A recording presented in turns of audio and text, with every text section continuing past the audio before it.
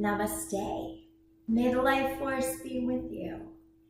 Today's video, which is for May 18th, our 18th day in a row, we'll be practicing Vasisthasana, or variations of side plank. And there's a lot of cool ways you can practice side plank.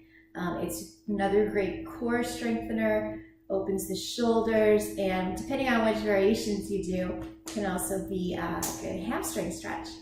So I'll start with going from easy to most challenging. So I think the easiest way to practice a side plank is to do kind of a variation of the gate pose, where you're going to start on your knees and you take one foot out to the side and bring your other hand down. And then you can open up through the chest and reach up with the top arm. So the alignment here, we've got the bottom supporting leg is vertical. Your front hand, you can have it a little bit forward of your shoulder. I could even scoot it forward a little bit more.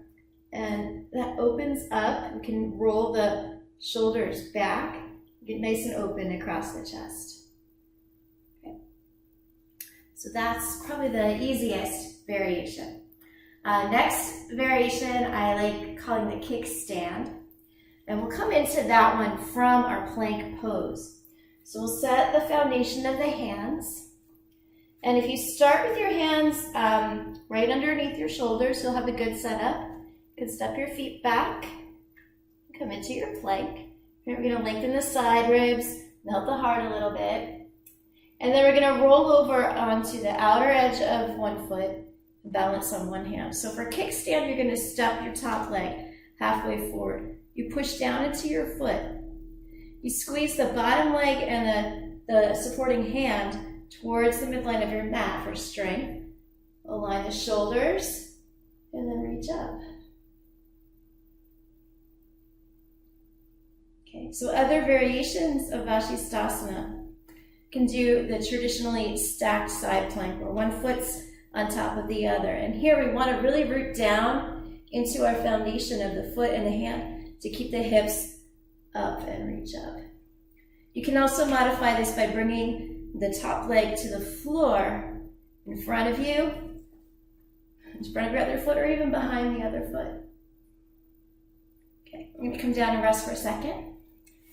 And then we'll do two more variations. We'll look at tree pose variation, and then full extension of the leg holding either your big toe or the side of your foot with your hand.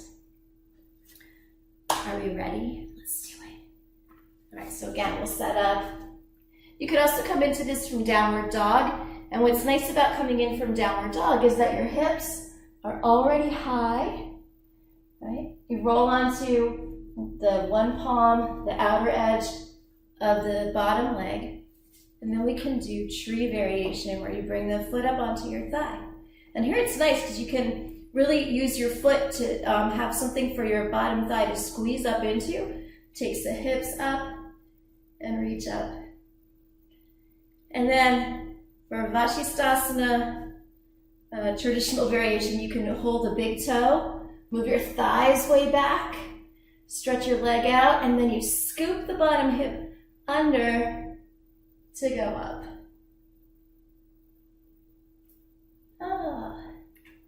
And release down. So those are some variations of Vasisthasana. There's one other cool thing, I'll do it on the other side. If you're going into any of those variations and you feel like you're going to fall backwards, you can do the I meant to do that back bend variation. So it's pretty fun. So you start. Actually, let me go this way so you can see what happens.